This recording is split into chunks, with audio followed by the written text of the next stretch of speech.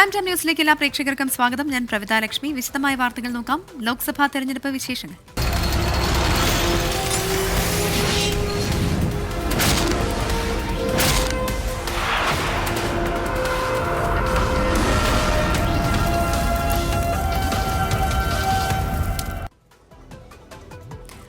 സംസ്ഥാനത്ത് പൊതുതെരഞ്ഞെടുപ്പിന് നാമനിർദ്ദേശ പത്രിക നൽകിയത് 290 പേർ.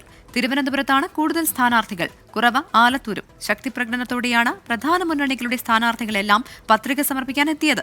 തിരുവനന്തപുരത്ത് ഡോക്ടർ ശശി തരൂരിനെതിരെ യൂത്ത് കോൺഗ്രസ് വിമത നേതാവ് നാമനിർദ്ദേശ പത്രിക നൽകി. 20 ലോക്സഭാ മണ്ഡലങ്ങളിലായി 290 സ്ഥാനാർത്ഥികൾ. പലരും ഒന്നിലേറെ പത്രിക സമർപ്പിച്ചു. തെരഞ്ഞെടുപ്പ് കമ്മീഷന് ആകെ ലഭിച്ചത് 499 നാമനിർദ്ദേശ പത്രികകൾ. തിരുവനന്തപുരം മണ്ഡലത്തിലാണ് ഏറ്റവും കൂടുതൽ സ്ഥാനാർത്ഥികൾ പത്രിക നൽകിയത്, 22 പേർ. പൊന്നാനിയിൽ 20 പേരും കണ്ണൂരിൽ 18 പേരും പത്രിക നൽകി. ഏറ്റവും കുറവ് ആലത്തൂരിലാണ്, 8 പേർ. അവസാന ദിവസം പത്രിക നൽകിയവരിൽ KC Venugopal, AM Arif, Ramya Haridas, Adoor Prakash, Shafi Parambil, NK Premachandran, Hibi Eden, K Surendran, Suresh Gopi, Rajeev Chandrasekhar തുടങ്ങിയ പ്രമുഖരും.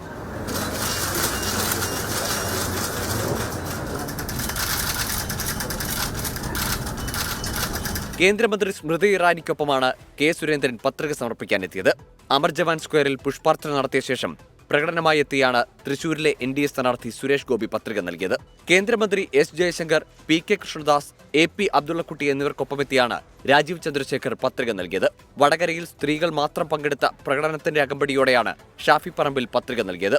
ഉമ്മൻചാണ്ടിയുടെ മകൾ അച്ചു ഉമ്മൻ, KK രമ MLA തുടങ്ങിയവർ പ്രകടനത്തിന് നേതൃത്വം നൽകി.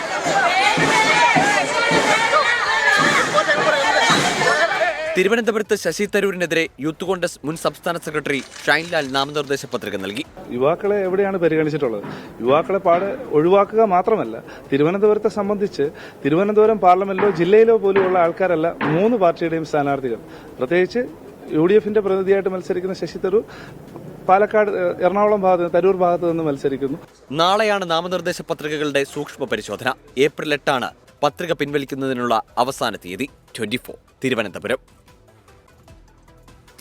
സംസ്ഥാനത്ത് ലോക്സഭാ തെരഞ്ഞെടുപ്പിന് നാമനിർദ്ദേശ പത്രിക സമർപ്പിച്ചവരിൽ അപരന്മാരും.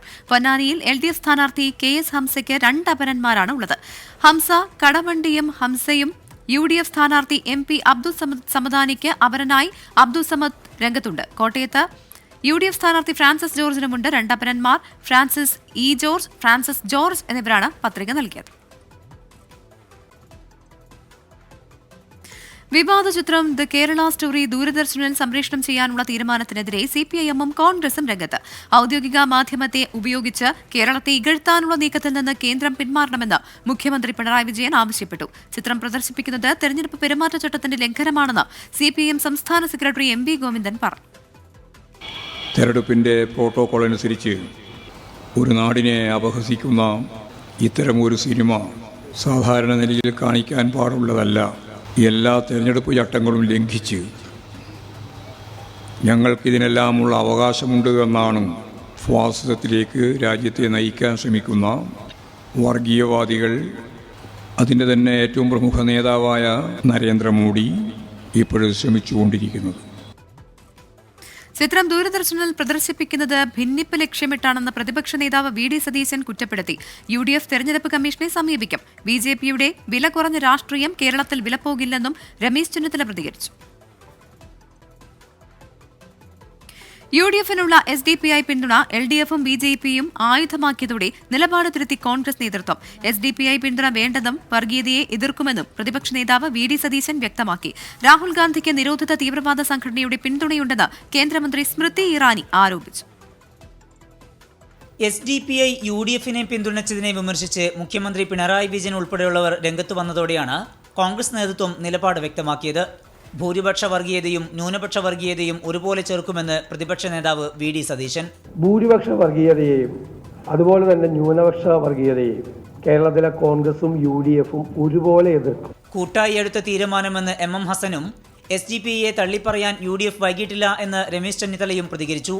അതേസമയം SDPI പിന്തുണ തള്ളാതെ കൊല്ലത്തെ UDF സ്ഥാനാർത്ഥി NK പ്രേമചന്ദ്രൻ. എന്റെ വ്യക്തിപരമായിട്ടുള്ള അഭിപ്രായം വ്യത്യസ്തമാണ്. UDF അങ്ങനെ ഒരു തീരുമാനം എടുത്തിട്ടുണ്ടെങ്കിൽ ഞാൻ പറയാം. തെരഞ്ഞെടുപ്പ് രാഷ്ട്രീയത്തിൽ നിൽക്കുമ്പോൾ ഒരു സ്ഥാനാർത്ഥിക്ക് വോട്ട് ചെയ്യാനുള്ള അവകാശവും അത് പ്രഖ്യാപിക്കാനുള്ള അവകാശവും ഏതൊരു സംഘടനയ്ക്കുമുണ്ട്. വോട്ടർ പട്ടികയിൽ പേരുള്ള ആരുടെ വോട്ടും സ്വീകരിക്കുമെന്നാണ് കെ മുരളീധരൻ പറഞ്ഞത്. വിഷയത്തിൽ SDPI സംസ്ഥാന അധ്യക്ഷൻ അഷ്റഫ് മൗലവിയും പ്രതികരിച്ചു. ഐഡന്റിറ്റി മാറ്റിവെച്ചുകൊണ്ട് വേണം ഇതിൽ പങ്കെടുക്കാൻ എന്ന് പറയുന്നതിനേക്കാൾ വലിയ ആത്മാഭിമാന പ്രശ്നം ഞങ്ങൾക്ക് വന്നില്ല. ഇങ്ങനെ ഒരു നിലപാട് സ്വീകരിച്ചുകൊണ്ട് പാർട്ടിയുടെ സ്റ്റേറ്റ് കമ്മിറ്റി വിഷയം ചർച്ച ചെയ്യും, ആ നിലപാട് ചർച്ച ചെയ്യും. രാഹുൽ ഗാന്ധിക്ക് നിരോധിത തീവ്രവാദ സംഘടനയുടെ പിന്തുണയുണ്ടെന്ന് കേന്ദ്രമന്ത്രി സ്മൃതി ഇറാനി. ഇത് മറച്ചുവെക്കാനാണ് റോഡ് ഷോയിൽ കൊടി ഒഴിവാക്കിയത് എന്നും വയനാട്ടിൽ അമേഠി ആവർത്തിക്കുമെന്നും സ്മൃതി ഇറാനി പറഞ്ഞു. मुस्लिम लीग के समर्थन से अगर राहुल गांधी इतने शर्मसार हैं कि अपनी नॉमिनेशन रैली में मुस्लिम लीग का वो ध्वज छिपा रहे हैं. പരസ്യമായി തള്ളിപ്പറയുമ്പോഴും രഹസ്യമായി UDFിലെ ഒരു വിഭാഗം SDPIയുമായി ബന്ധത്തിലാണ് എന്ന വിമർശനം ആവർത്തിക്കുകയാണ് എതിരാളികൾ. NK പ്രേമചന്ദ്രനും കെ മുരളീധരനും തള്ളിപ്പറയാത്തത് ചൂണ്ടിക്കാട്ടിയാണ് വിമർശനം. വിവിധ ബ്യൂറോകൾക്കൊപ്പം 24 കോഴിക്കോട്. നോക്കാം ചില തിരഞ്ഞെടുപ്പ് വാർത്തകൾ ചുരുക്കത്തിൽ. ആറ്റിങ്ങൽ ലോക്സഭാ മണ്ഡലത്തിൽ ഇരട്ട വോട്ട് കണ്ടെത്തിയത് 439 പേർക്ക് മാത്രമെന്ന് തിരുവനന്തപുരം ജില്ലാ കളക്ടർ. ഇവ ഒഴിവാക്കാൻ നടപടിയെടുത്തുവെന്നും ജില്ലാ കളക്ടർ പറഞ്ഞു. മണ്ഡലത്തിൽ 1,64,000-ലധികം ഇരട്ട വോട്ടുകളുണ്ടെന്നായിരുന്നു UDF സ്ഥാനാർത്ഥി അടൂർ പ്രകാശിന്റെ ആരോപണം. തിരുവനന്തപുരത്തെ ലോക്സഭാ സ്ഥാനാർത്ഥികളിൽ CSI മുൻ ബിഷപ്പ് ധർമ്മരാജ് റസാലത്തിന്റെ ഭാര്യയും ഷെർലി റസാലമാണ് നാമനിർദ്ദേശ പത്രിക നൽകിയത്. പൊതുസ്ഥലങ്ങളിൽ സ്ഥാപിച്ച തിരഞ്ഞെടുപ്പ് പ്രചാരണ സാമഗ്രികളിൽ കരിയോയിൽ അടിച്ച് തിരഞ്ഞെടുപ്പ് കമ്മീഷന്റെ പ്രത്യേക സ്ക്വാഡ്. തൃശൂരിൽ അനധികൃത ബോർഡുകൾ നീക്കം ചെയ്യുന്നതിനിടെ കോൺഗ്രസ് പ്രവർത്തകരുമായി വാക്കേറ്റം. തെരഞ്ഞെടുപ്പ് പ്രചാരണത്തിനായി കുറ്റിപ്പുറം KMCT ലോ കോളേജിലെത്തിയ പൊന്നാനിയിലെ NDA സ്ഥാനാർത്ഥി നിവേദിത സുബ്രഹ്മണ്യനെ ഒരു വിഭാഗം വിദ്യാർത്ഥികൾ തടഞ്ഞു. MSF, SFI പ്രവർത്തകരാണ് തടഞ്ഞതെന്ന് സ്ഥാനാർത്ഥി. മറ്റൊരു വാർത്തയിലേക്ക്. ഹിമാചൽ പ്രദേശിൽ ശക്തമായ ഭൂചലനം. ചെമ്പ ജില്ലയിൽ 5.3 തീവ്രത രേഖപ്പെടുത്തി. കൂടുതൽ വിശദാംശങ്ങളുമായി ബൽറാം നെടുങ്ങാടി ചേരുന്നുണ്ട്. ബൽറാം, ആർക്കെങ്കിലും ആളപായം ഉണ്ടായിട്ടുണ്ടോ? എന്താണ് നിലവിലെ അവസ്ഥ? നിലവിൽ ആളപായം ഉണ്ടായതായി റിപ്പോർട്ടുകളൊന്നുമില്ല എന്നാണ് അധികൃതർ അറിയിക്കുന്നത്. ഇന്ന് വൈകിട്ട് 9:34 ഹിമാചൽ പ്രദേശിൽ ഭൂചലനം ഉണ്ടായത്. ഹിമാചലിലെ പ്രധാന നഗരങ്ങളിലെല്ലാം തന്നെ ശക്തമായി തന്നെ ഈ ഭൂചലനം അനുഭവപ്പെട്ടു. ഭൂചലനത്തിന്റെ പ്രഭവ കേന്ദ്രം ചമ്പ ജില്ലയിലാണ് എന്നാണ് നാഷണൽ സെന്റർ ഫോർ സീസ്മോളജി അറിയിക്കുന്നത്. ഭൗമോപരിതലത്തിൽ നിന്നും 10 കിലോമീറ്റർ താഴെയാണ് ഈ ഭൂചലനത്തിന്റെ പ്രഭവ കേന്ദ്രം എന്നും അധികൃതർ അറിയിക്കുന്നുണ്ട്. ഭൂചലനം ശക്തമായ ഭൂചലനത്തിന്റെ വിഭാഗത്തിൽപ്പെടുന്ന റിക്ടർ സ്കെയിലിൽ 5.3 രേഖപ്പെടുത്തിയ ഭൂചലനമാണ് ഹിമാചൽ പ്രദേശിൽ ഉണ്ടായിരിക്കുന്നത്. ബൽറാം നെടുങ്ങാടിയാണ് വിവരങ്ങൾ നൽകിയത്. വയനാട്ടിൽ രാഹുൽ ഗാന്ധിയുടെ റോഡ് ഷോയിൽ കൊടികൾ ഒഴിവാക്കിയത് കോൺഗ്രസിനെതിരെ ആയുധമാക്കി LDFും BJPയും. സ്വന്തം പാർട്ടി പതാക ഉയർത്തിപ്പിടിക്കാൻ പറ്റാത്ത പാർട്ടിയായി കോൺഗ്രസ് മാറിയെന്ന് മുഖ്യമന്ത്രി പിണറായി വിജയൻ പരിഹസിച്ചു. തീവ്രവാദ പിന്തുണ മറയ്ക്കാനാണ് കൊടികൾ ഒഴിവാക്കിയത് എന്നായിരുന്നു വയനാട്ടിലെ NDA സ്ഥാനാർത്ഥി K സുരേന്ദ്രന്റെ വിമർശനം. കോൺഗ്രസ് എന്ത് ചെയ്യണമെന്ന് തങ്ങൾ തീരുമാനിക്കും എന്നായിരുന്നു KC വേണുഗോപാലിന്റെ മറുപടി. ഇന്നലത്തെ രാഹുൽ ഗാന്ധിയുടെ റോഡ് ഷോയിൽ പിടിക്കാതെ പോയ കൊടിയിൽ പിടിച്ചാണ് ഇന്നത്തെ തെരഞ്ഞെടുപ്പ് രാഷ്ട്രീയ വിവാദം. കോൺഗ്രസിനെ കടന്നാക്രമിക്കുകയായിരുന്നു മുഖ്യമന്ത്രി പിണറായി വിജയൻ. കോൺഗ്രസ് ത്രിവർണ്ണ പതാക ഉപേക്ഷിക്കണമെന്ന സംഘപരിവാറിന്റെ ആവശ്യം നേതാക്കൾ ഏറ്റെടുക്കുകയാണോ എന്നും മുഖ്യമന്ത്രി. സ്വന്തം പാർട്ടി പതാക അവിടെ എവിടെയും കണ്ടില്ല എന്നുള്ളത് എന്തുകൊണ്ടാണ്? ഇവർക്കെല്ലാം കോൺഗ്രസ് പതാക തൊട്ടുകൂടാത്തതായിരുന്നു. തീവ്രവാദ പിന്തുണ മറയ്ക്കാനാണ് കൊടികൾ ഒഴിവാക്കിയതെന്നായിരുന്നു വയനാട്ടിലെ NDA സ്ഥാനാർത്ഥി K സുരേന്ദ്രന്റെ വിമർശനം. വടക്കേ ഇന്ത്യയിലെ വോട്ടർമാരോട് ഞാൻ PFIയുടെ കൂടെയാണ് മത്സരിക്കുന്നതെന്ന് അറിയിക്കാൻ രാഹുൽ ഗാന്ധി ആഗ്രഹിക്കുന്നില്ല. പക്ഷേ ജനങ്ങൾ ഇതെല്ലാം കാണുന്നുണ്ട്. കോൺഗ്രസ് പാർട്ടിയുടെ കാര്യങ്ങളിൽ മുഖ്യമന്ത്രിയുടെ ഉപദേശം വേണ്ടെന്നായിരുന്നു AICC ജനറൽ സെക്രട്ടറിയും ആലപ്പുഴയിലെ UDF സ്ഥാനാർത്ഥിയുമായ KC വേണുഗോപാലിന്റെ മറുപടി. മുഖ്യമന്ത്രിയുടെ ഒറ്റ പരിപാടിയേ ഉള്ളൂ, രാഹുൽ ഗാന്ധിയെ വിമർശിക്കുക. മോഡിയെക്കുറിച്ച് അക്ഷരം പറയാൻ അദ്ദേഹത്തിന് പറ്റില്ല. ഞങ്ങളുടെ പാർട്ടിയുടെ പരിപാടികൾ, ഞങ്ങളുടെ പാർട്ടിയുടെ പ്രോഗ്രാമൊക്കെ ഞങ്ങൾ തീരുമാനിക്കും. മുഖ്യമന്ത്രി അഡ്വൈസ് ഞങ്ങൾക്ക് വേണ്ട. പിന്നാലെ കേന്ദ്രമന്ത്രി സ്മൃതി ഇറാനിയും കടുത്ത വിമർശനവുമായി എത്തി. तो राहुल गांधी संविधान के प्रति अपने ओथ को झुठला चुके हैं जब उन्होंने PFI की पॉलिटिकल लीडरशिप से समर्थन अपने चुनाव के लिए लिया. മുഖ്യമന്ത്രിയും BJPയും വീണ്ടും ചങ്ങാതിമാരായതിന്റെ ഉദാഹരണമാണ് കൊടി വിവാദമെന്നായിരുന്നു പ്രതിപക്ഷ നേതാവിന്റെ വിമർശനം. പതാകകൾ ഒഴിവാക്കണമെന്നത് തെരഞ്ഞെടുപ്പ് കമ്മീഷന്റെ നിർദ്ദേശമെന്ന് NK പ്രേമചന്ദ്രൻ പറഞ്ഞു. എങ്ങനെ രാഷ്ട്രീയ പ്രചരണം നടത്തണമെന്നത് ഞങ്ങളുടെ ഇഷ്ടമാണെന്ന് രമേശ് ചെന്നിത്തല പ്രതികരിച്ചു. UDF മത്സരിക്കുന്നത് ദേശീയ പതാക നിലനിർത്താനാണെന്നും കമ്മ്യൂണിസ്റ്റ് പാർട്ടി മത്സരിക്കുന്നത് ദേശീയ പദവി നിലനിർത്താനാണെന്നും മുസ്ലിം ലീഗ് ജനറൽ സെക്രട്ടറി PMA സലാം പരിഹസിച്ചു. 24 വയനാട്. കാസർഗോഡ് റിയാസ് മൗലവി വധക്കേസിൽ വിചാരണ കോടതി വിധിക്കെതിരെ സർക്കാർ ഹൈക്കോടതിയിൽ അപ്പീൽ നൽകി. RSS പ്രവർത്തകരായ 3 പ്രതികളെ വെറുതെ വിട്ടത് ചോദ്യം ചെയ്താണ് സർക്കാർ അപ്പീൽ നൽകിയത്. ചില ജഡ്ജിമാർ മലയാളം ഭാഷ നന്നായി അറിയാത്തവർ ആയിരുന്നു എന്നും സാക്ഷിമൊഴി കോടതിക്ക് മനസ്സിലാക്കാനായില്ല എന്നും അപ്പീലിൽ ചൂണ്ടിക്കാണിക്കുന്നുണ്ട്. കൊലപാതകത്തിൽ വിഷലിപ്തമായ വർഗീയ ലക്ഷ്യമുണ്ട്, മതസൌഹാർദ്ദത്തെ ഉലച്ച കൊലപാതകമെന്നും സർക്കാർ അപ്പീലിൽ വ്യക്തമാക്കുന്നു.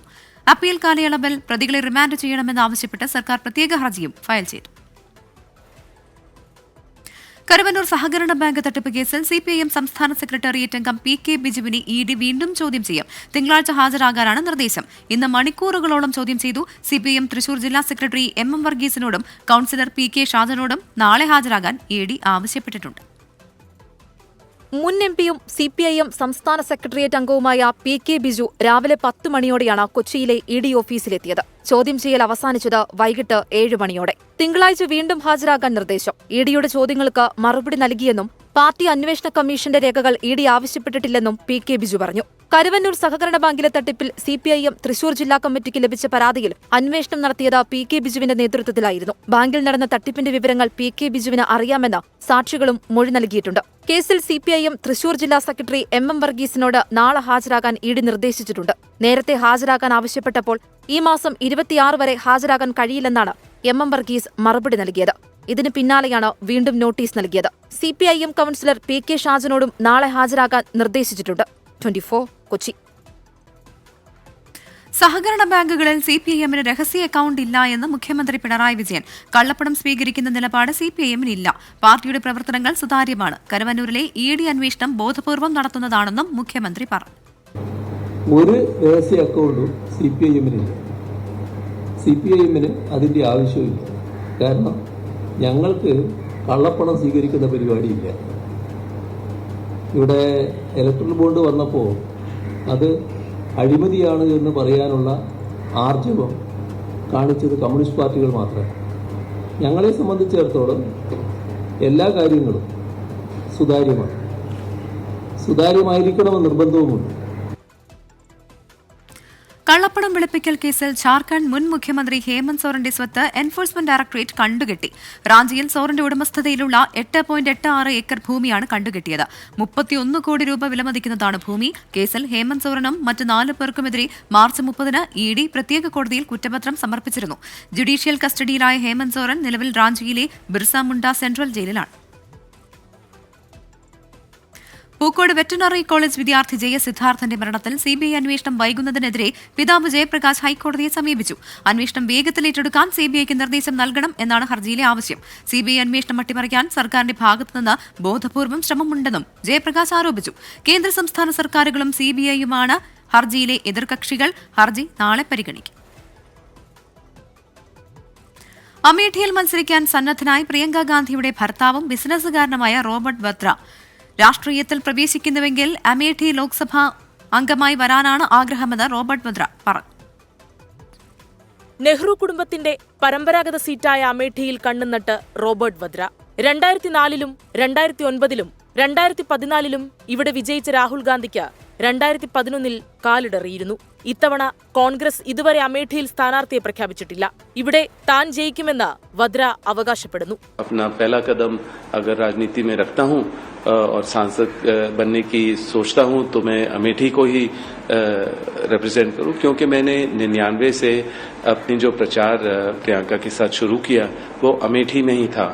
और वो उस समय की तो राजनीति और पॉलिटिक्स बहुत अलग थी. മൊറാദാബാദിൽ പിച്ചള ബിസിനസ് നടത്തിയിരുന്ന റോബർട്ട് വദ്ര പ്രിയങ്ക ഗാന്ധിയെ വിവാഹം ചെയ്തതോടെയാണ് ദേശീയ ശ്രദ്ധയിൽ വന്നത്. രണ്ടാം UPA സർക്കാരിന്റെ കാലത്ത് നിരവധി അഴിമതി ആരോപണങ്ങളും നേരിട്ടു.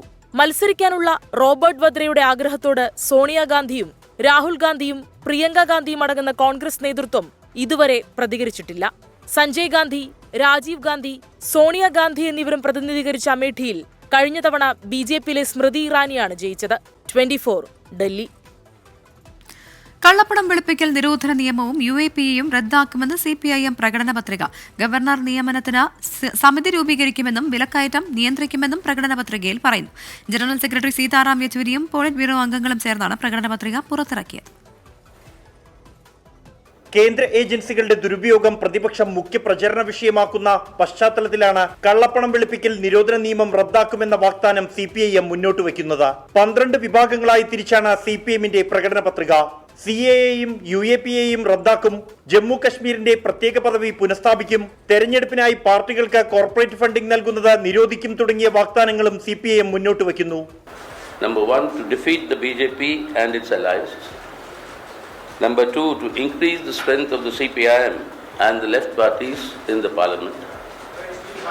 And number 3, to ensure that an alternative secular government is formed at the center. സംസ്ഥാനങ്ങളുടെ ഗവർണറെ തെരഞ്ഞെടുക്കാൻ അതത് മുഖ്യമന്ത്രിമാർ ശുപാർശ ചെയ്യുന്ന സമിതിയെ നിയമിക്കും. സംസ്ഥാന ചെലവിൽ ഗവർണർ കേന്ദ്ര നയങ്ങൾ അടിച്ചേൽപ്പിക്കാനുള്ള നീക്കം തടയും. GDPയിൽ 6% വിദ്യാഭ്യാസത്തിന് നീക്കിവെക്കും തുടങ്ങിയവയും പ്രധാന വാഗ്ദാനങ്ങളാണ്. സ്വകാര്യ മേഖലയിൽ സംവരണം നടപ്പാക്കും, ആദിവാസികളുടെ അവകാശങ്ങൾ സംരക്ഷിക്കും, ഇന്ധനവില കുറയ്ക്കും, വിലക്കയറ്റം നിയന്ത്രിക്കും, പൗരന്മാർക്ക് മേലുള്ള ഡിജിറ്റൽ നിരീക്ഷണം അവസാനിപ്പിക്കും തുടങ്ങിയ പ്രഖ്യാപനങ്ങളും പ്രകടന പത്രികയിലുണ്ട്. കേന്ദ്ര നികുതിയിൽ 50% സംസ്ഥാനങ്ങൾക്ക് നൽകുമെന്നാണ് CPIMന്റെ മറ്റൊരു പ്രധാന വാഗ്ദാനം. 24 ഡൽഹി.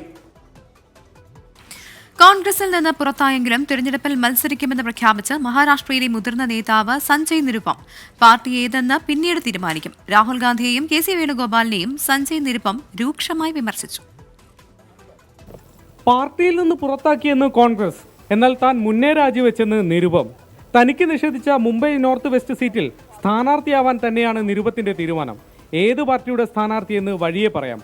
മത്സരിക്കാൻ സീറ്റ് കിട്ടുക എന്നത് രാഷ്ട്രീയത്തിൽ പ്രധാനമാണെന്ന് രാഹുൽ ഗാന്ധി തന്നെ തെളിയിച്ചിട്ടുണ്ടെന്നും നിരുപം 24നോട് പറഞ്ഞു. Seat is important, it is not immaterial. In our country, one person for a seat leaves the whole UP and goes to Wayanad. So there is an importance of seat. കോൺഗ്രസിനെ നയിക്കുന്നത് പല അധികാര കേന്ദ്രങ്ങളും ലോബികളുമാണ്. KC വേണുഗോപാൽ അത്തരമൊരു അധികാര കേന്ദ്രമാണ്. പക്ഷേ പാർട്ടിയെ നയിക്കാൻ അദ്ദേഹത്തിന് കെൽപ്പില്ല. ലക്ഷ്യം വ്യക്തിപരമായ നേട്ടം മാത്രം. He is basically driving party for his personal interest. ഇടതു പ്രത്യയശാസ്ത്രത്തെ പിൻപറ്റി കോൺഗ്രസ് നശിക്കുകയാണ്. കേരളത്തിൽ ഇടതുപക്ഷത്തിനെതിരെയും ബംഗാളിൽ അവർക്കൊപ്പവും മത്സരിക്കുന്നത് നിലപാടില്ലായ്മയാണെന്നും നിരുപം പറഞ്ഞു. സഖ്യത്തിൽ ശിവസേന ഉദ്ധവ് വിഭാഗത്തിനാണ് നിരുപം കണ്ണുവച്ചിരുന്ന മുംബൈ നോർത്ത് വെസ്റ്റ് സീറ്റ് കിട്ടിയത്. കോൺഗ്രസ് ബന്ധം അവസാനിച്ചതിനാൽ ഇനി ശിവസേന ഷിൻഡെ വിഭാഗത്തിലേക്കോ BJPയിലേക്കോ നിരുപം പോയേക്കും. പ്രഖ്യാപനം അടുത്തയാഴ്ചയുണ്ടാകും. വരുൺ വി നായർക്കൊപ്പം മുംബൈയിൽ നിന്നും ശ്രീനാഥ് ചന്ദ്രൻ, 24. ബീഹാറിൽ കോൺഗ്രസിനും RJDക്കും വിമർശനവുമായി പ്രധാനമന്ത്രി നരേന്ദ്രമോദി. രാജ്യത്തുടനീളം NDA അനുകൂല തരംഗമാണെന്നും പ്രധാനമന്ത്രി തെരഞ്ഞെടുപ്പ് റാലിയിൽ അവകാശപ്പെട്ടു. കോൺഗ്രസിൽ നിന്ന് ഇന്നും നേതാക്കൾ BJPയിലേക്ക് കൂറുമാറി. ഹേമമാലിനിക്കെതിരായ പരാമർശത്തിൽ കോൺഗ്രസ് MP രൺദീപ് സിംഗ് സുർജേവാലയോട് ഹരിയാന വനിതാ കമ്മീഷൻ വിശദീകരണം തേടി. ബീഹാറിൽ ലാലു പ്രസാദ് യാദവിനെയും കോൺഗ്രസിനെയും ഒരുപോലെ ഉന്നം വെച്ചാണ് പ്രധാനമന്ത്രി നരേന്ദ്രമോദി തെരഞ്ഞെടുപ്പ് റാലിയിൽ സംസാരിച്ചത്. ജോലിക്ക് ഭൂമി നൽകുന്ന അഴിമതിയിലേക്ക് വരെ ബീഹാർ എത്തിയെന്ന നരേന്ദ്രമോദി അന്തരിച്ച സോഷ്യലിസ്റ്റ് നേതാവ് കർപ്പൂരി താക്കൂറിനെ പ്രതിപക്ഷം അപമാനിച്ചെന്നും മോദി ആവർത്തിച്ചു. തെരഞ്ഞെടുപ്പിൽ BJP കേന്ദ്ര ഏജൻസികളെ ഉപയോഗിക്കുന്നുവെന്ന് ബംഗാൾ മുഖ്യമന്ത്രി മമതാ ബാനർജി ആരോപിച്ചു. കോൺഗ്രസ് നേതാക്കളായ ഗൗരവ് വല്ലഭും അനിൽ ശർമ്മയും പാർട്ടി വിട്ട BJPയിൽ ചേർന്നു. ദിശാബോധമില്ലാത്ത പാർട്ടിയാണ് കോൺഗ്രസ് എന്നാണ് ഗൗരവ് വല്ലഭിന്റെ പ്രതികരണം. അനിൽ ശർമ്മ ബീഹാർ കോൺഗ്രസിന്റെ മുൻ അധ്യക്ഷനാണ്. ഹേമമാലിനിക്കെതിരെ കോൺഗ്രസ് MP രൺദീപ് സുർജേവാല നടത്തിയ പരാമർശത്തിൽ ഹരിയാന വനിതാ കമ്മീഷൻ ഇടപെട്ടു. ഈ മാസം 9 ഹാജരാകാൻ ആവശ്യപ്പെട്ട സുർജേവാലയ്ക്ക് നോട്ടീസ് നൽകി. മദ്യനയ അഴിമതിക്കേസിൽ ജയിലിൽ കഴിയുന്ന അരവിന്ദ് കെജ്രിവാൾ അയച്ച പുതിയ സന്ദേശം സുനിത കേജ്രിവാൾ മാധ്യമങ്ങൾക്ക് മുന്നിൽ വായിച്ചു. ഡൽഹിയിലെ 2 കോടി ജനങ്ങളാണ് തന്റെ കുടുംബമെന്നും അവർ ഒരു ബുദ്ധിമുട്ടും അനുഭവിക്കുകയില്ലെന്നും കേജ്രിവാൾ. 24 ഡൽഹി. കർഷക രാഷ്ട്രീയത്തിന്റെ ചൂടറിഞ്ഞ ആലത്തൂരിൽ 24ന്റെ തിരഞ്ഞെടുപ്പ് സംവാദം. ഇവിടെ രാഷ്ട്രീയം പറയാമെന്ന പരിപാടിയിൽ പ്രാദേശിക ദേശീയ വിഷയങ്ങളിൽ വീറുള്ള വാദപ്രതിവാദങ്ങളാണ് നടന്നത്. മുന്നണി പ്രതിനിധികളുടെ ചോദ്യങ്ങളുമായി വോട്ടർമാരും കളം നിറഞ്ഞു. വടക്കഞ്ചേരി കമ്മ്യൂണിറ്റി ഹാൾ പരിസരത്ത് നടന്ന ചർച്ചയിൽ സ്ഥാനാർത്ഥി മികവുകൾക്കപ്പുറം ചർച്ചയായത് സംസ്ഥാന ദേശീയ രാഷ്ട്രീയ വിഷയങ്ങൾ. കേന്ദ്ര സർക്കാർ ഭരണത്തെയും കോൺഗ്രസ് കൂറുമാറ്റത്തെയും രൂക്ഷമായ ഭാഷയിൽ വിമർശിച്ച് CPM ജില്ലാ സെക്രട്ടേറിയറ്റ് അംഗം TM ശശി രംഗത്തെത്തി. കഴിഞ്ഞ 10 കൊല്ലമായി നിങ്ങൾ പ്രകടന പത്രികയിൽ ഉന്നയിച്ച മോദിയുടെ കർഷകർക്കുള്ള ഗ്യാരണ്ടി നടപ്പിലാക്കിയോ? അങ്ങനെ നടപ്പിലാക്കിയെങ്കിൽ 3-4 കൊല്ലമായി ആ ഡൽഹിയിൽ പാവങ്ങൾ സമരം ചെയ്യുമോ? ആ സമരത്തിലേക്ക് BJPയുടെ മന്ത്രിമാരും MP-മാരും കാറടിച്ച് കൊല്ലപ്പെടുത്തുമോ? നിങ്ങൾ കർഷകരെ കൊല്ലുന്നവരാണ്. ഇത്തവണയും പാട്ടും പാടി രമ്യ ഹരിദാസ് പാർലമെന്റിലേക്കെന്ന UDF പ്രതിനിധി. വികസന നേട്ടങ്ങൾ എണ്ണിപ്പറഞ്ഞും കേന്ദ്ര സംസ്ഥാന സർക്കാർ വീഴ്ചകൾ ചൂണ്ടിക്കാട്ടിയുമായിരുന്നു KPCC മെമ്പർ സജേഷ് ചന്ദ്രന്റെ വാദങ്ങൾ. 100% MP ഫണ്ടിനും ഭരണാനുമതിയും സാങ്കേതികാനുമതിയും നേടിയ MP-യാണ് ആലത്തൂരിലെ MP. സംഘപരിവാറിനെ പേടിച്ച് CAA നടപ്പിലാക്കുന്നതിനെതിരെ സമരം നടത്തിയപ്പോ 850-നെതിരെയും കേസെടുത്ത ഈ പിണറായിയുടെ ഫാൻസുകാര് ഇവര് മാർക്സിസ്റ്റുകാരല്ല. കഴിഞ്ഞ 10 വർഷം NDA രാജ്യത്ത് നടപ്പാക്കിയ വികസന നേട്ടങ്ങൾ എണ്ണിപ്പറഞ്ഞ NDA പ്രതിനിധി അഡ്വക്കേറ്റ് ഉല്ലാസ് ബാബു. ഞങ്ങൾ വനിതാ സംവരണ ബിൽ ഇവിടെ നടപ്പിലാക്കാൻ സാധിക്കാതെ വന്ന സമയത്ത് കൃത്യമായി നടപ്പിലാക്കി പാസ്സാക്കിക്കൊണ്ട് നടപ്പിലാക്കുന്ന പ്രക്രിയയുടെ ഭാഗമായ പ്രക്രിയ സമയത്ത് തന്നെ കൃത്യമായി നടപ്പിലാക്കും. വാക്പോരിനപ്പുറം ചർച്ചയെ സജീവമാക്കിയത് വോട്ടർമാരുടെ ചോദ്യങ്ങൾ. KPCCയുടെ പ്രസിഡന്റ് പോലും ഒരു മടിയുമില്ലാതെ പരസ്യമായി പറഞ്ഞത് എനിക്ക് തോന്നിയാൽ താക്കോല് പൂട്ടി BJP-കാരൻ്റെ തപ്പ പറഞ്ഞ പോലെ അരയിൽ കൊടുത്തിട്ട് ഞാൻ പോകുന്നതാണ്. ഈ ആലത്തൂരിന്റെ വിഷയങ്ങൾ സംസാരിക്കാനാണ് രമ്യ ഹരിദാസിനെ പാർലമെന്റിലേക്ക് പറഞ്ഞു കൊടുത്തത്. പക്ഷെ ഇവിടെ പാട്ടുപാടുന്നത് പോലെ മറ്റേ ഇന്ത്യൻ പാർലമെന്റിൽ പാട്ടുപാടാൻ കഴിയില്ല എന്നുള്ള തിരിച്ചറിവ് പോലും രമ്യ ഹരിദാസിനില്ല. ബേട്ടി ബച്ചാവോ ബേട്ടി പഠാവോ എന്ന മുദ്രാവാക്യം ഉയർത്തി ഇവിടെ അധികാരത്തിൽ വന്നപ്പോൾ ഈ 10 വർഷക്കാലം ഈ രാജ്യത്തിനകത്ത് ഏത് സ്ത്രീകളെയാണ് സംരക്ഷിച്ചിട്ടുള്ളത്, ഏത് പെൺകുട്ടികളെയാണ് ഇവിടെ പഠിപ്പിച്ചിട്ടുള്ളത് എന്ന് പറയണം. നാളെ തൃശൂർ മണ്ഡലത്തിലാണ് 24ന്റെ തെരഞ്ഞെടുപ്പ് സംവാദം. 24 പാലക്കാട്. ഇപ്പോൾ വരുന്നൊരു വാർത്തയിലേക്ക്. കൊച്ചി ഇടപ്പള്ളിയിൽ ഹോട്ടലിൽ ഭക്ഷണം കഴിക്കാൻ എത്തിയവർ തമ്മിൽ സംഘർഷം. സ്ത്രീകൾക്കടക്കം പരുക്കേറ്റു. പോലീസ് സ്ഥലത്തെത്തി. ശ്രീകാന്ത് കൊച്ചിയിൽ നിന്ന് ചേരുന്നു. ശ്രീകാന്ത്, എന്താണ് സംഭവിച്ചത്? ഇടപ്പള്ളിയിൽ ഒരു ഹോട്ടലിൽ അല്പസമയം മുമ്പാണ് ഈ സംഘർഷമുണ്ടായത്. അറേബ്യൻ പാലസ് എന്ന ഹോട്ടലിലാണ് സംഘർഷം അരങ്ങേറിയത്. ഒരു കുടുംബമായി ഭക്ഷണം കഴിക്കാൻ എത്തിയവരും ചില യുവാക്കളും തമ്മിലാണ് പ്രശ്നം തുടങ്ങുന്നത്. ഈ കുടുംബമായി എത്തിയവരിലെ ചില സ്ത്രീകളോട് ഈ യുവാക്കൾ അപമര്യാദയായി പെരുമാറി. അത് ചോദ്യം ചെയ്തതിന്റെ പേരിൽ പിന്നീട് വാക്കുതർക്കവും കയ്യേറ്റത്തിലേക്കും നീങ്ങി എന്നാണ് മനസ്സിലാക്കാൻ സാധിക്കുന്നത്. ഈ കുടുംബത്തിനൊപ്പം വന്ന സ്ത്രീകളിൽ ചിലർക്ക് മർദ്ദനമേറ്റിട്ടുണ്ട്. അതിൽ പരിക്കേറ്റ ഒരു യുവതിയെ ആശുപത്രിയിലേക്ക് നിലവിൽ മാറ്റി. പോലീസ് സംഭവ സ്ഥലത്തേക്ക് എത്തിച്ചേർന്നിട്ടുണ്ട്. ഈ മദ്യലഹരിയിലായിരുന്നു യുവാക്കൾ എന്ന വിവരവും പുറത്തു വരുന്നുണ്ട്. അക്കാര്യമടക്കം പോലീസ് ഇപ്പോൾ പരിശോധിക്കുന്നുണ്ട്. ഇപ്പോൾ ഏതാണ്ടൊരു അരമണിക്കൂർ മാത്രമേ ആകുന്നുള്ളൂ ഈ സംഭവം നടന്നിട്ട്. ഇപ്പോൾ പോലീസ് ആ സംഭവ സ്ഥലത്ത് തന്നെയുണ്ട്. സ്ത്രീകൾക്കടക്കം പരിക്കേറ്റിട്ടുണ്ട്. കേസെടുക്കുമെന്ന് പോലീസ് അറിയിച്ചിട്ടുണ്ട്. ശരി, ഇടപ്പള്ളിയിലാണ് സംഭവം. ഹോട്ടലിൽ ഭക്ഷണം കഴിക്കാനെത്തിയവർ തമ്മിൽ സംഘർഷമുണ്ടായി. സ്ത്രീകളോട് അപമര്യാദയായി പെരുമാറിയത് ചോദ്യം ചെയ്തതാണ് സംഘർഷത്തിന് കാരണമായത്. സ്ത്രീകൾക്കടക്കം പരുക്കേറ്റിട്ടുണ്ട് എന്നാണ് ശ്രീകാന്ത് നൽകുന്ന വിവരം. പത്തനംതിട്ടയിൽ കനത്ത മഴയിൽ മരം കടപുഴകി. കോന്നി മുരിങ്ങമംഗലം മഹാദേവ ക്ഷേത്രത്തിലെ പതിറ്റാണ്ടുകൾ പഴക്കമുള്ള കൂറ്റൻ ആൽമരമാണ് കടപുഴകി വീണത്. ഇന്ന് വൈകിട്ട് 5 മണിയോടെയാണ് സംഭവം. ഈ സമയം ക്ഷേത്രത്തിന് സമീപം ആരുമില്ലാതിരുന്നതിനാൽ വലിയ അപകടമാണ് ഒഴിവായത്. ക്ഷേത്ര മതിൽക്കെട്ടും ഇലക്ട്രിക് പോസ്റ്റുകളും തകർന്നു. കോന്നിയിൽ നിന്ന് ഫയർഫോഴ്സ് എത്തി മരം മുറിച്ചു മാറ്റി. കൊച്ചിയിൽ മുഖ്യമന്ത്രി പങ്കെടുക്കാനിരുന്ന LDF തെരഞ്ഞെടുപ്പ് കൺവെൻഷൻ റദ്ദാക്കി. വേനൽ മഴയാണ് തടസ്സമായത്. കൺവെൻഷൻ നടന്നില്ലെങ്കിലും കൊടും ചൂടിന് അല്പം ആശ്വാസമായത് നല്ല കാര്യമെന്ന് പ്രവർത്തകരും സ്ഥാനാർത്ഥിയും പറഞ്ഞു. മറൈൻ ഡ്രൈവിലെ വിശാലമായ വേദിയിൽ LDF തെരഞ്ഞെടുപ്പ് കൺവെൻഷൻ തുടങ്ങുന്നതിന് തൊട്ടുമുന്നേ വേനൽ മഴ. നനയാതിരിക്കാൻ പ്രവർത്തകർ മറ തേടി. സ്ഥലം കിട്ടാത്ത ചിലർ കസേര കുടയാക്കി.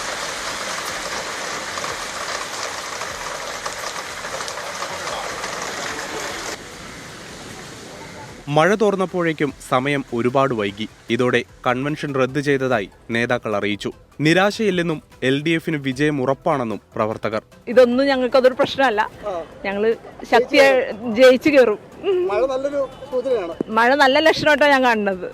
പിന്നെ ജയിച്ചില്ലേ, നല്ല വിജയത്തോടെ മുന്നേറും. മഴ നല്ല ലക്ഷണമായിട്ട് ഇല്ല മഴ നല്ല ലക്ഷണമായിട്ട് തന്നെ കാണണം. എറണാകുളത്ത് ഷൈൻ ടീച്ചർ ജയിച്ചിരിക്കും. മഴ മാറിയതിനു തൊട്ടു പിന്നാലെ സ്ഥാനാർത്ഥി KJ ഷൈൻ കൺവെൻഷൻ വേദിയിലെത്തി. കടുത്ത ചൂടിനിടെ പെയ്ത മഴ നാളെ മുതൽ കൂടുതൽ ഊർജ്ജത്തോടെ പ്രവർത്തിക്കാൻ ഗുണം ചെയ്യുമെന്ന് സ്ഥാനാർത്ഥി. കുഴപ്പമില്ല, മഴ ഒരു ശുഭസൂചകമാണ്. ഒരു ആശ്വാസം. നാളെ നല്ല ഉഷാറോടുകൂടി പ്രവർത്തകർക്ക് ഫീൽഡിലേക്ക് പോകാനുള്ള ഒരു കരുത്തും ഒക്കെ കിട്ടും. തെരഞ്ഞെടുപ്പ് കൺവെൻഷന് മഴയൊരു വില്ലനായെങ്കിലും നാളെ മുതൽ കൂടുതൽ ഊർജ്ജത്തോടെ പ്രവർത്തിക്കാൻ വേനൽ മഴ ആശ്വാസമായെന്നാണ് സ്ഥാനാർത്ഥിയും പ്രവർത്തകരും ഒന്നടങ്കം പറയുന്നത്. ക്യാമറമാൻ അരുൺ നീണ്ടൂരിനൊപ്പം എബിൻ ജോസ്, 24 കൊച്ചി. അരുണാചൽ പ്രദേശിൽ ദുരൂഹ സാഹചര്യത്തിൽ മരിച്ച മലയാളികളിൽ 2 പേരുടെ സംസ്കാരം പൂർത്തിയായി. വട്ടിയൂർക്കാവ് സ്വദേശികളായ ദേവിയുടെയും ആര്യയുടെയും സംസ്കാരമാണ് ശാന്തികവാടത്തിൽ നടന്നത്. കോട്ടയം സ്വദേശി നവീന്റെ സംസ്കാരം നാളെ നടക്കും. 3 പേരും മരിക്കാനിടയായ സാഹചര്യം അറിയാൻ പോലീസ് അന്വേഷണം ഊർജിതമാക്കിയിട്ടുണ്ട്. അരുണാചൽ പ്രദേശിലെ ഇറ്റാനഗറിലെ ഹോട്ടൽ മുറിയിൽ മരിച്ച നിലയിൽ കണ്ടെത്തിയ മലയാളികളുടെ മൃതദേഹങ്ങൾ ഇന്നുച്ചയോടെ കേരളത്തിലെത്തിച്ചു. നവീന്റെ മൃതദേഹം സ്വദേശമായ കോട്ടയത്തേക്ക് കൊണ്ടുപോയി. നടപടിക്രമങ്ങൾ പൂർത്തിയാക്കി വട്ടിയൂർക്കാവ് സ്വദേശികളായ ആര്യയുടെയും ദേവിയുടെയും മൃതദേഹങ്ങൾ ഉച്ചയ്ക്ക് 2:30 സ്വവസതിയിലെത്തിച്ചു. നാട്ടുകാരും ബന്ധുക്കളും ഇരുവർക്കും അന്ത്യാഞ്ജലി അർപ്പിച്ചു. ദേവിയുടെയും ആര്യയുടെയും മൃതദേഹങ്ങൾ തൈക്കാട് ശാന്തികവാടത്തിൽ വൈകിട്ടോടെ സംസ്കരിച്ചു. നവീന്റെ സംസ്കാരം നാളെ കോട്ടയത്ത് നടക്കും. അതേസമയം ആത്മഹത്യ ചെയ്യാൻ എന്തുകൊണ്ട് സീറോ തെരഞ്ഞെടുത്തതെന്ന ചോദ്യത്തിന് ഉത്തരമാണ് പോലീസ് അന്വേഷിക്കുന്നത്. സീറോയ്ക്ക് സമീപം ബ്ലാക്ക് മാജിക് കേന്ദ്രങ്ങളുണ്ടോ എന്നതാണ് പോലീസിന്റെ സംശയം. എന്തെങ്കിലും വിശ്വാസത്തിന്റെയോ മൂവരും വായിച്ച ഏതെങ്കിലും പുസ്തകത്തിന്റെയോ പ്രേരണ ആത്മഹത്യയ്ക്ക് പിന്നിൽ ഉണ്ടായേക്കാമെന്നാണ് തിരുവനന്തപുരം DCP നിതിൻ രാജ് പറഞ്ഞത്. മൂവരും ഉപയോഗിച്ച മുറികളും സഞ്ചരിച്ച കാറുകളും സമൂഹമാധ്യമ ഇടപെടലുകളും വിശദമായി അന്വേഷിക്കുകയാണ് പോലീസ്. 24 തിരുവനന്തപുരം. സംസ്ഥാനത്ത് വീണ്ടും TTEക്ക് നേരെ ആക്രമണം. തിരുവനന്തപുരത്ത് നിന്ന് കണ്ണൂരിലേക്ക് പോയ ജനശതാബ്ദി എക്സ്പ്രസിലാണ് സംഭവം. മലയാളം സംസാരിക്കുന്ന യാചകനാണ് ആക്രമിച്ചതെന്ന് TTE ജയ്സൺ 24നോട് പറഞ്ഞു. ജനശതാബ്ദി എക്സ്പ്രസ് ട്രെയിനിൽ ഇന്ന് പുലർച്ചെയോടെയാണ് സംഭവമുണ്ടായത്. മുഷിഞ്ഞ വസ്ത്രം ധരിച്ച് യാചകനായ ഒരാൾ TTയെ ആക്രമിച്ചു. ആക്രമണത്തിൽ TTയുടെ കണ്ണിന് പരിക്കേറ്റു. ആക്രമണത്തിന് പിന്നാലെ ഭിക്ഷക്കാരൻ രക്ഷപ്പെട്ടു. യാത്രക്കാരും കച്ചവടക്കാരുമായി ആദ്യം ഇയാൾ പ്രശ്നമുണ്ടാക്കിയിരുന്നു. ഇയാളുടെ പക്കൽ ടിക്കറ്റും ഉണ്ടായിരുന്നില്ല. ട്രെയിനിൽ നിന്ന് ഇറങ്ങണമെന്നാവശ്യപ്പെട്ടപ്പോഴാണ് TTയെ ആക്രമിച്ചത്. തന്നെ ആക്രമിച്ച ശേഷം ഇയാൾ രക്ഷപ്പെട്ടെന്ന് TTE ജയ്സൺ 24നോട് പറഞ്ഞു. ടിക്കറ്റ് ചോദിക്കുമ്പോൾ അദ്ദേഹം ടിക്കറ്റ് ഇല്ല. അവിടെ നിന്ന് പോകുന്ന പാസേജിൽ തുപ്പയും കൈ മുഷ്ടി ഉരുട്ടി എന്നെ ഇടിക്കാൻ വേണ്ടി വന്നു. ഒരു പ്രാവശ്യം കൈ എടുത്ത് എന്നെ മാന്താനായിട്ട് ശ്രമിക്കാൻ പുറകോട്ട് മാറി. രണ്ടാമത്തെ എടുക്കുമ്പോൾ എൻ്റെ മാസ്കും വലിച്ചു കയറി എൻ്റെ കണ്ണിൻ്റെ കൂടെ വന്ന് കുറച്ച് ബ്ലഡ് വന്നു. മോൻ കഴിയാൻ എൻ്റെ കൺസേൺ അതോറിറ്റിനെ ഞാൻ അറിയിച്ചു. ടിക്കറ്റ് ചോദിച്ചതിന് TT വിനോദിനെ ട്രെയിനിൽ നിന്ന് തള്ളിയിട്ട് കൊന്ന ദാരുണ സംഭവത്തിന്റെ ഞെട്ടലിൽ നിന്ന് മാറുന്നതിന് മുമ്പാണ് വീണ്ടും സംസ്ഥാനത്ത് TTക്ക് നേരെ ആക്രമണമുണ്ടാകുന്നത്. ഇതോടെ ട്രെയിനിൽ സുരക്ഷ കാര്യക്ഷമമാക്കണമെന്ന ആവശ്യം ശക്തമാക്കുകയാണ്. 24 തിരുവനന്തപുരം. സംസ്ഥാനത്ത് സർക്കാർ ആശുപത്രികളിലെ ഹൃദയ ശസ്ത്രക്രിയകൾ പ്രതിസന്ധിയിലേക്ക്. ആശുപത്രിയിലേക്കുള്ള ശസ്ത്രക്രിയാ ഉപകരണങ്ങളുടെ വിതരണം കമ്പനികൾ നിർത്തിയതാണ് പ്രതിസന്ധിക്ക് കാരണം. 143 കോടി രൂപയാണ് വിതരണക്കാർക്ക് നൽകാനുള്ളത്. ആൻജിയോപ്ലാസ്റ്റി ശസ്ത്രക്രിയക്കുള്ള ഉപകരണങ്ങൾ വാങ്ങിയ വകയിലാണ് 143 കോടി രൂപയുടെ കുടിശ്ശിക. മാർച്ച് 31-നകം പണം നൽകണമെന്നാവശ്യപ്പെട്ട് സർക്കാരിനും ആശുപത്രി സൂപ്രണ്ടുമാർക്കും സ്വകാര്യ സർജിക്കൽ കമ്പനികൾ കത്ത് നൽകിയിരുന്നു. എന്നാൽ അനുകൂല നടപടികൾ ഉണ്ടാകാത്തതിനെ തുടർന്നാണ് ഏപ്രിൽ 1 മുതൽ ശസ്ത്രക്രിയാ ഉപകരണങ്ങളുടെ വിതരണം കമ്പനികൾ നിർത്തിയത്.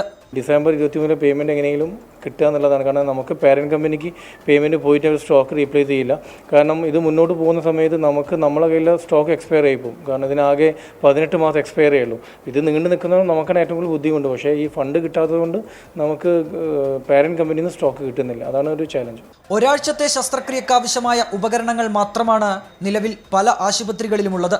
സെൻസ്, കത്തീറ്റർ വയർ, ബലൂൺ തുടങ്ങിയ ഉപകരണങ്ങൾ തീരുന്നതോടെ ഹൃദയ ശസ്ത്രക്രിയകൾ പൂർണ്ണമായും നിലയ്ക്കും. ആരോഗ്യ ഇൻഷുറൻസ് ചികിത്സാ സഹായ പദ്ധതികളിൽ നിന്നുള്ള ഫണ്ട് ആശുപത്രികൾക്ക് സർക്കാർ ലഭ്യമാക്കിയാൽ മാത്രമേ പ്രശ്നപരിഹാരം സാധ്യമാകൂ.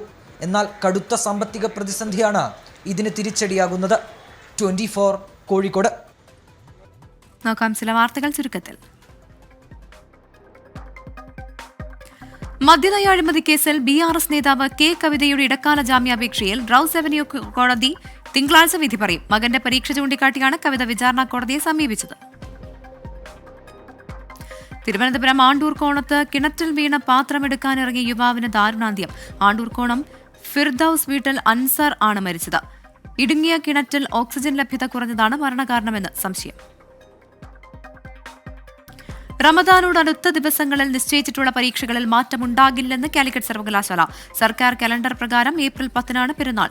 10, 11 പരീക്ഷകളൊന്നും ഇല്ല എന്ന് പരീക്ഷാ കൺട്രോളർ അറിയിച്ചു. വയനാട് മൂന്നാനിക്കുഴിയിൽ കിണറ്റിൽ നിന്ന് രക്ഷപ്പെടുത്തിയ കടുവയെ തുറന്നുവിട്ടു. വയനാട് വന്യജീവി സങ്കേതത്തിന്റെ ഉൾഭാഗത്തായാണ് തുറന്നുവിട്ടത്. വിദഗ്ധ പരിശോധനയിൽ കടുവയ്ക്ക് ആരോഗ്യ പ്രശ്നങ്ങൾ ഇല്ലെന്ന് കണ്ടെത്തി. മൂന്നാനക്കുഴി യുക്കാലി കവലിയിലെ ശ്രീനാഥിന്റെ പറമ്പിലെ കിണറ്റിലാണ് കടുവ വീണത്. കർണാടക വിജയപുരിയിൽ കുഴൽക്കിണറിൽ വീണ 1.5 വയസ്സുകാരനെ രക്ഷപ്പെടുത്തി. 20 മണിക്കൂർ നീണ്ട ദൌത്യമാണ് വിജയം കണ്ടത്. കുട്ടിയുടെ ആരോഗ്യനിലയിൽ പ്രശ്നമില്ലെന്ന് ആശുപത്രി അധികൃതർ അറിയിച്ചു.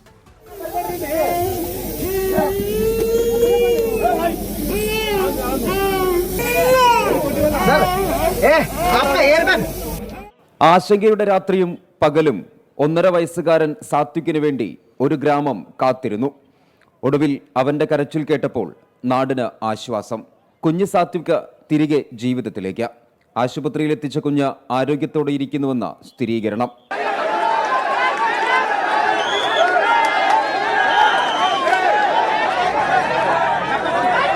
വിജയപുര ജില്ലയിലെ ലാച്ചിയാൻ ഗ്രാമത്തിൽ 1.5 വയസ്സുകാരൻ അപകടത്തിൽപ്പെട്ടത് ഇന്നലെ വൈകിട്ട്.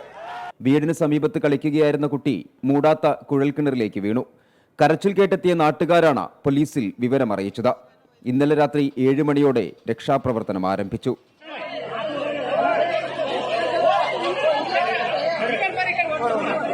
പതിനാറടിയോളം താഴ്ചയിലായിരുന്നു കുഞ്ഞ്. കുട്ടി കൂടുതൽ താഴേക്ക് പോകാതിരിക്കാൻ ആദ്യം നടപടി സ്വീകരിച്ചു. ക്യാമറ ഉപയോഗിച്ച് നിരീക്ഷിച്ചുകൊണ്ടേയിരുന്നു. സമാന്തരമായ കുഴിയെടുത്ത ഉച്ചയ്ക്ക് 2 മണിയോടെ സാത്വികിനെ രക്ഷാപ്രവർത്തകർ പുറത്തെത്തിച്ചു. NDRF, അഗ്നിരക്ഷാസേന, പോലീസ് എന്നിവരുടെ നേതൃത്വത്തിലായിരുന്നു രക്ഷാപ്രവർത്തനം.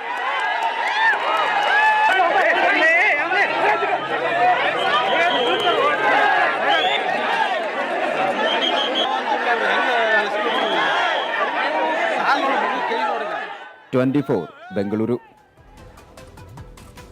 വസ്ത്രവ്യാപാര രംഗത്ത് ഒട്ടേറെ പുതുമകളുമായി ഷീമാട്ടിയുടെ നവീകരിച്ച ഷോറൂം കോട്ടയത്ത് പ്രവർത്തനം തുടങ്ങി. ഷീമാട്ടി സിഇഒയും ലീഡ് ഡിസൈനറുമായ ബീന കണ്ണൻ ഉദ്ഘാടനം ചെയ്തു. മകൻ വിഷ്ണു റെഡ്ഡിയും കുടുംബാംഗങ്ങളും മറ്റ് വിശിഷ്ട വ്യക്തികളും പങ്കെടുത്തു. കോട്ടയത്തെ ഏറ്റവും വലിയ women's casual wear, bridal wear, kids wear, celebratory attire തുടങ്ങിയ ലോകോത്തര നിലവാരമുള്ള വിപുലമായ വസ്ത്രശേഖരമാണ് ഉപഭോക്താക്കൾക്കായി ഒരുക്കിയിരിക്കുന്നത്. കൂടാതെ വൈറ്റ് ബ്രൈഡൽ വെയേഴ്സിന്റെ ഏറ്റവും വലിയ ഷോറൂമായ സെലസ്റ്റും ഷീമാട്ടിയിലുണ്ട്. കോട്ടയം ഷീമാട്ടിയുടെ ഗ്രൗണ്ട് ഫ്ലോറിൽ ഷീമാട്ടി യങ് എന്ന് പറയുന്ന ഡിപ്പാർട്ട്മെന്റ് ഇന്നിവിടെ തുറന്നിട്ടുണ്ട്. It's out of 30,000 square feet ചതുരശ്ര അടി നീളവും വീതിയുമുള്ള ഒരു ഡിപ്പാർട്ട്മെന്റ് ആണിത്. ഇത് ടീനേജേഴ്സിന് വേണ്ടിയാണ് മെയിനായിട്ട് ഉദ്ദേശിച്ചിരിക്കുന്നത്. So here we are with a renovated face of Seematti Kottayam. Seematti Kottayam had always been there with you. നിങ്ങളുടെ കൂടെ തന്നെയാണ് ഷീമാട്ടി. എന്നും ഷീമാട്ടിയുടെ ഉടമസ്ഥർ ഞങ്ങൾ തന്നെയാണ്.